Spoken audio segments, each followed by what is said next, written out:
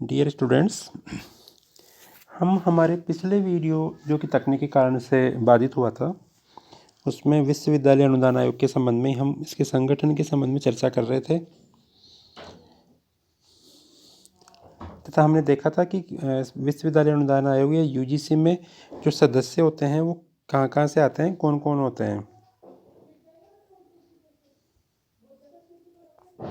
तो यूजीसी के ढांचे में सुधार के लिए 74 में गठित एक पुनर्वेक्षण समिति का उल्लेख भी यहाँ किया जाना उचित होगा, जिसमें केंद्र सरकार द्वारा नियुक्त समिति 77 में प्रस्तुत अपने प्रतिवेदन में प्रभावशाली कामकाज की दृष्टि से उसके सदस्यों की संख्या 12 से बढ़ाकर 18 करने की अभिशंसा की थी।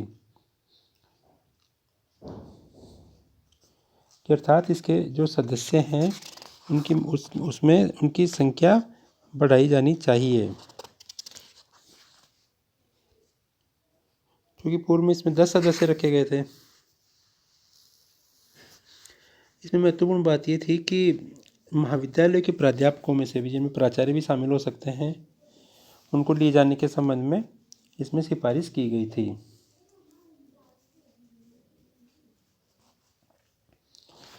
तो अब हम देखते हैं कि जो यूजीसी है उसके कार्य क्या हैं।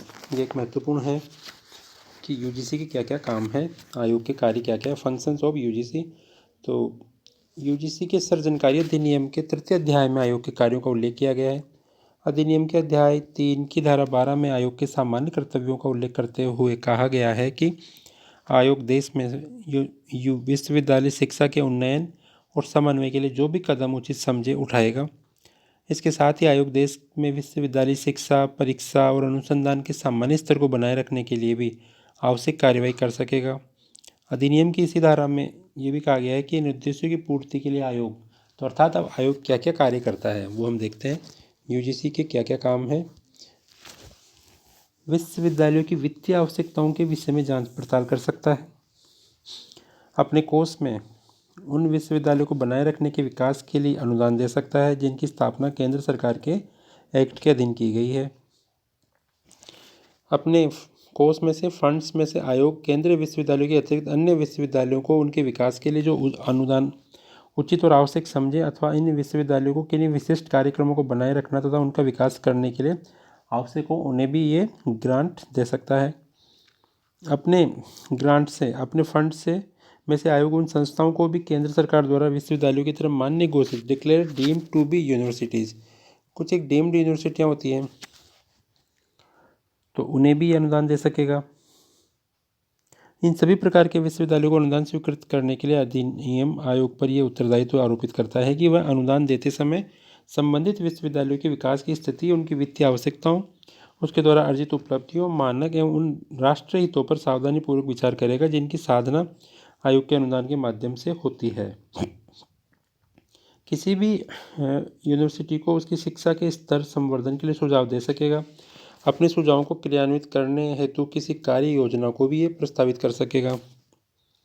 केंद्र सरकार या राज्य सरकार को उनकी संचित निधि से उनके अधिनियम के अधीन संचालित विश्वविद्यालयों को सहायता देने के लिए राय दे सकेगा।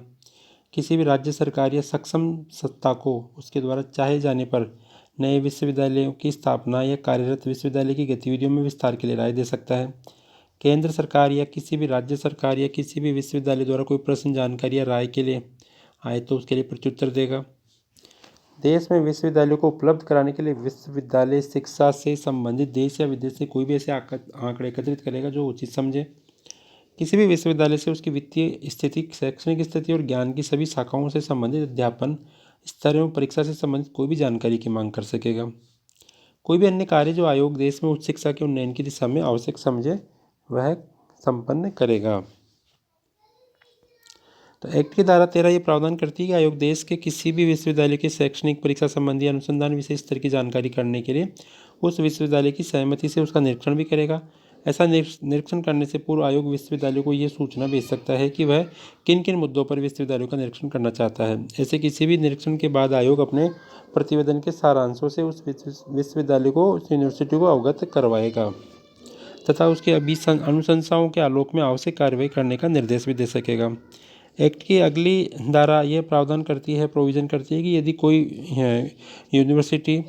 कोई विश्वविद्यालय आयोग द्वारा दिए गए सुझाव अनुशंसाओं का अनुपालन करने में असफल रहता है तो निर्धारित नियमों के अंतर्गत आयोग उस विश्वविद्यालय को कारण बताओ नोटिस देने के बाद उसका अनुदान रोक सकेगा।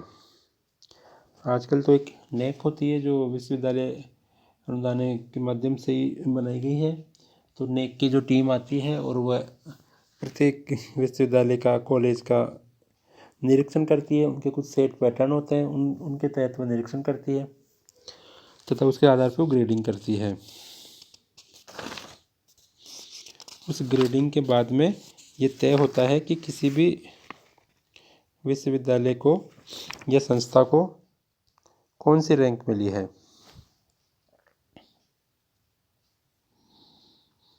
क्योंकि ये रैंक अत्यंत महत्वपूर्ण होती है।